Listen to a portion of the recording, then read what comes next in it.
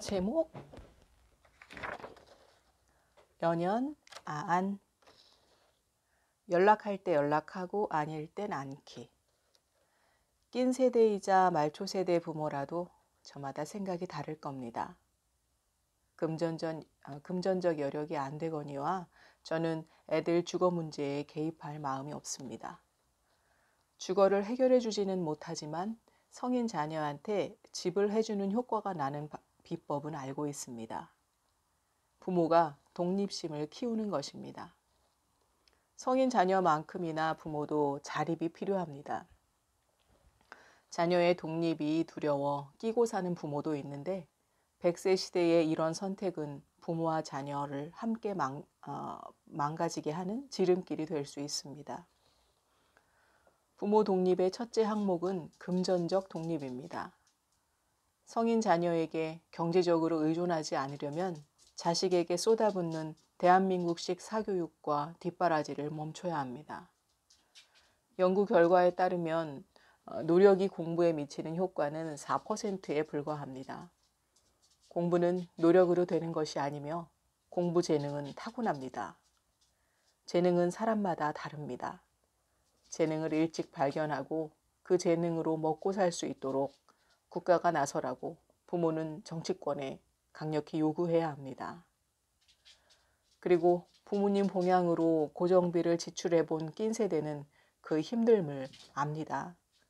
자식에게 가급적 부담을 주지 않도록 해야 합니다.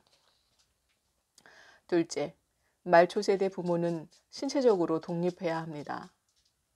신체적 독립을 위해서 미리 건강 관리를 해야 하고요. 병원 갈 때 가능한 한 자식을 호출하지 않습니다. 부모님을 위해 병원에 동행하거나 간병을 해본 말초 세대는 알 겁니다. 병원 일을 보다 보면 시간이 금방 갑니다. 직장인이라면 반차로는 부족하고 하루 일과를 포기해야 할 수도 있습니다. 직장인이 아니라도 누구나 일이 있습니다. 병원에 따라다니다 보면 일과에 지장이 생깁니다. 셋째, 낀 세대 부모는 정신적으로도 독립해야 합니다. 외롭다고 성인 자녀 집을 방문하거나 자식을 오라가라 하지 말아야 합니다.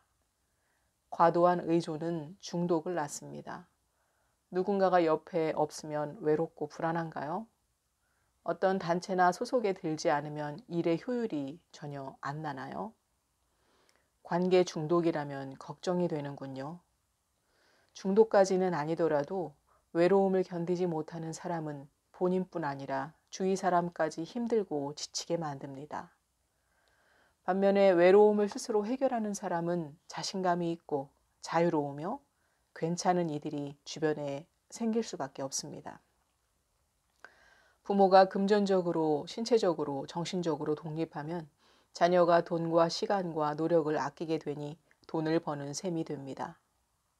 세상이 달라졌습니다.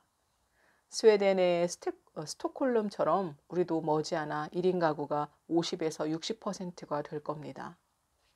이런 시대가 됐는데도 외로움에 맥을 못 추는 부모는 외람되지만 스스로를 돌아봐야 합니다. 외로움을 방치하라는 뜻은 아닙니다. 고립되라는 의미는 더더욱 아닙니다. 외로움은 순간의 감정일 때가 많습니다. 이에 휘둘리지는 말아야 한다는 것입니다. 견딜 수 없는 외로움이 찾아오면 친구에게 도움을 청하세요. 동네 친구도 필요하니 미리 사귀어 둡니다. 주말이나 연휴에는 동호인을 만나는 것도 좋습니다. 취미를 만들고 성격에 맞는 동호회도 미리 찾아두어야 합니다. 무엇보다 실천이 중요합니다. 둘째 사항과 관련해서 저의 예를 들어보겠습니다. 몸이 안 좋아 엊그제 키트 사다 해보니 코로나 양성이 나왔습니다. 코로나19에 처음 걸렸는데요. 고열, 미각 소실, 기침과 콧물 등 10년 만에 앓는 감기 증상, 약 복용으로 인한 부작용 등을 겪었고 특히 열이 내리지 않아 고생했습니다. 고열이 계속됐고 자정 넘은 시각이라 응급실을 가야 했습니다. 전에도 혼자 구급차를 타본 적이 있는데 119 대원 만나기 전까지 정신을 놓으면 안 됩니다.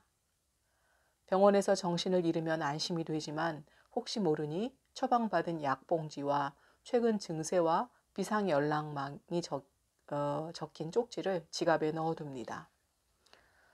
고열로 눈물이 저절로 났습니다. 몸이 부대껴 잠을 잘 수 없었고요. 119에 전화하지는 않았습니다. 3번에 걸쳐 총 1800mg의 해열제를 먹으니 열이 내리기 시작했습니다. 제가 먹는 해열제는 이것입니다. 또 열이 오르면 어쩌나 하는 두려움이 또다시 열이 오르면 어쩌나 하는 두려움이, 몸 아픈 고통이, 혼자인 외로움이 부정적 감정을 불러일으키려 합니다. 이런 때일수록 감정에 휘둘리면 안 됩니다. 손목에 있던 팔찌를 빼 비즈 EFT를 합니다. 굿을 하나를 돌리고 주문으로 앱니다. 자, 이건 제가 직접 해볼게요. 비즈, 그러니까 구슬이라는 뜻이죠.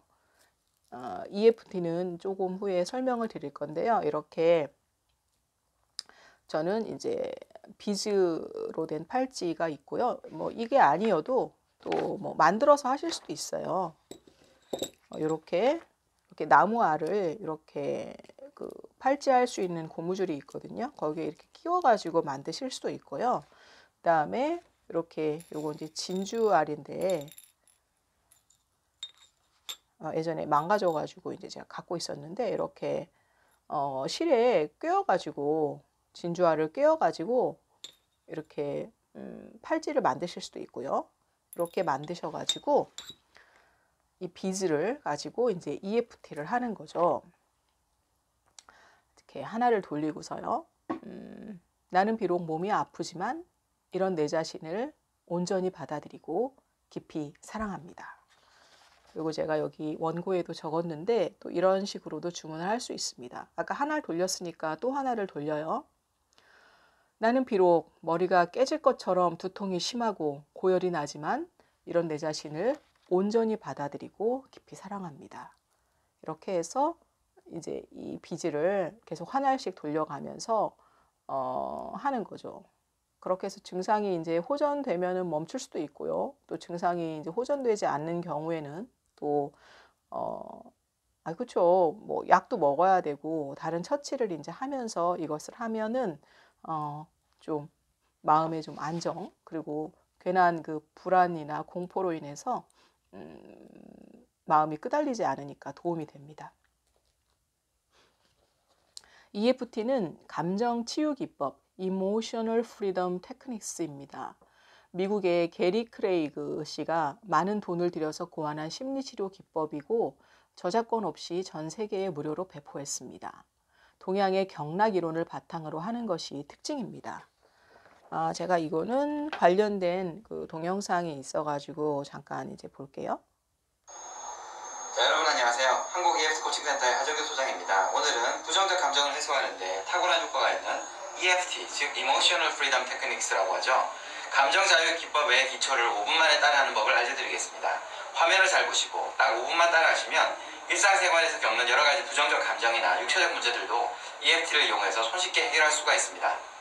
EFT의 원리에 대해서 간략히 설명드리면 EFT는 미국의 게리 크레이그라는 분이 1990년에 창시한 기법인데요.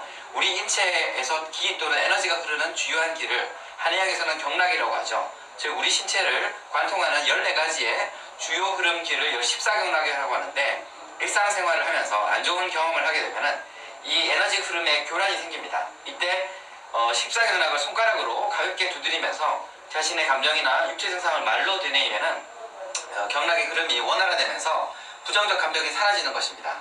EFT의 기원은 원래 한의학에 관심이 많았던 로저 칼란이라는 신경정신과 의사가 우연히 그 물공포증 환자를 치료하다가 경락을 손가락으로 두드리는 것이 감정을 해소하는 효과가 있다는 것을 발견했는데 이것을 보다 단순하고 체계적으로 만들어서 전 세계적으로 보급한 것이 게리 크레이그입니다.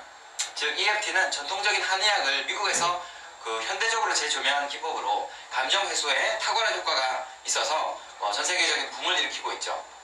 자, 그럼 이제 EFT를 할 때 두드리는 14경락의 타점들을 설명드리겠습니다. 우선 가장 많이 두드리는 부분이 손날 부분인데 이 손날 부분은 그 무의식을 가장 많이 자극하는 타점입니다.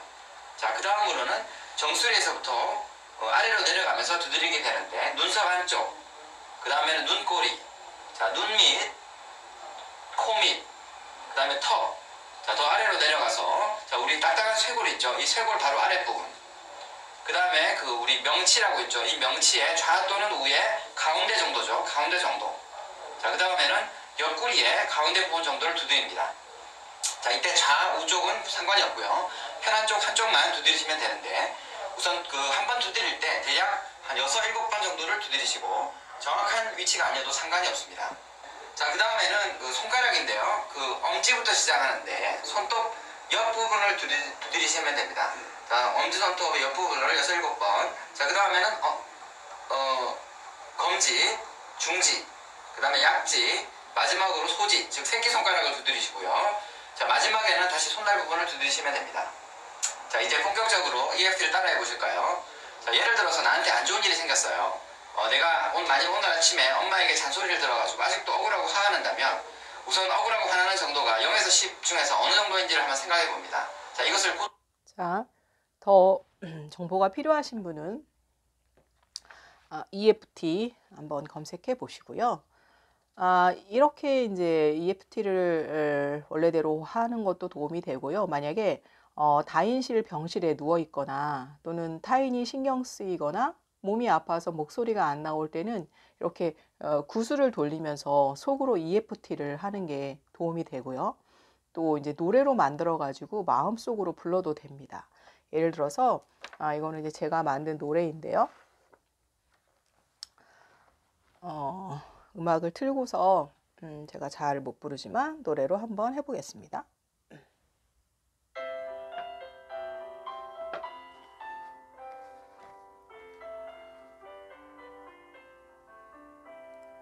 내 가슴이 불안불안, 내 마음은 착잡하네. 나는 비록 열이 나고 코로나로 고생하지, 그렇지만 상관없어. 난 어차피 나을 거야. 그렇지만 상관없어. 날 사랑해, 날 사랑해.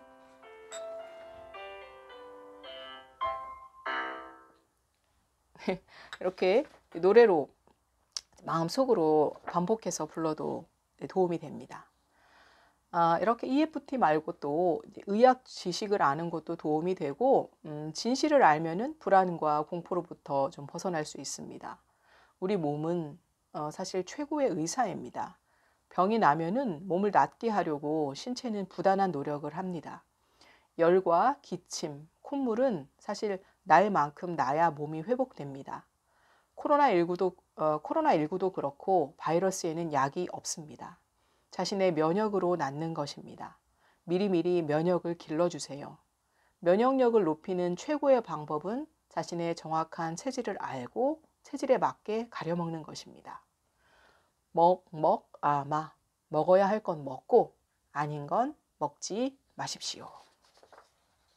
자, 제가 알려드렸던 약이라든지, 그 다음에 이거는 이제 콧물이 너무 많이 나가지고 이온 음료를 마셔야 되는데, 이온 음료도 그렇고 이거는 이제 저한테 맞는 체질에 맞는 음료입니다.